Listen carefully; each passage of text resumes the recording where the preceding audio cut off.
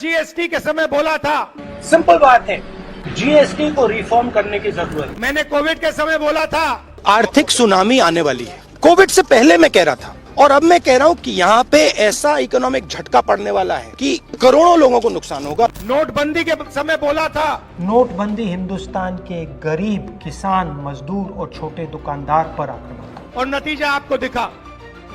जिस राहुल गांधी को परहेज था जिम्मेदारियों से, आज वे जन समर्थन के केंद्र में। आज सिर्फ कांग्रेस के नेता नहीं रहे, वे एक राजनीतिक परिवर्तन के प्रतीक बन गए हैं। उनकी यात्रा ने उन्हें एक नए राहुल के रूप में पेश किया है, जिनसे पुरानी धारणा को तोड़कर एक ठोस, संवादत्मक और जनप्रिय नेता की पद्धति अपनाई है। 2022-23 में चले भारत जोड़ो यात्रा से राहुल गांधी जनता के बीच का नेता बनकर उभरे।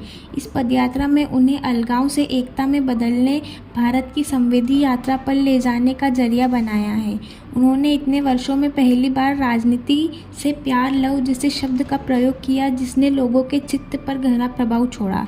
कई वर्षों तक राहुल गांधी को पप्पू कहकर निभाया गया, एक अधूरा, अखंड राजनीतिक व्यक्ति, लेकिन 2023-24 तक उन्होंने खुद को आर्टिकुलर, मेट्रोसेक्सुअल और लोगों का नेता साबित किया, जो मीडिया, रणनीति और वार्ता कौशल के साथ जुड़े।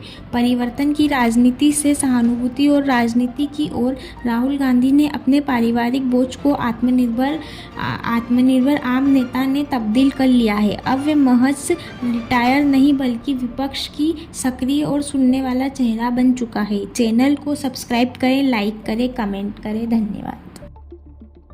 जीएसटी के समय बोला था, सिंपल बात है, जीएसटी को रिफॉर्म करने की जरूरत है। मैंने कोविड के समय बोला था, आर्थिक सुनामी आने वाली है। कोविड से पहले मैं कह रहा था और अब मैं कह रहा हूँ कि यहाँ पे ऐसा इकोनॉमिक झटका पड़ने वाला है कि करोड़ों लोगों को नुकसान होगा। नोटबंदी के समय बोला था, नोटबंदी हिंदुस्तान के गरीब, किसान, मजदूर और छोटे दुकानदार पर आक्रमण था।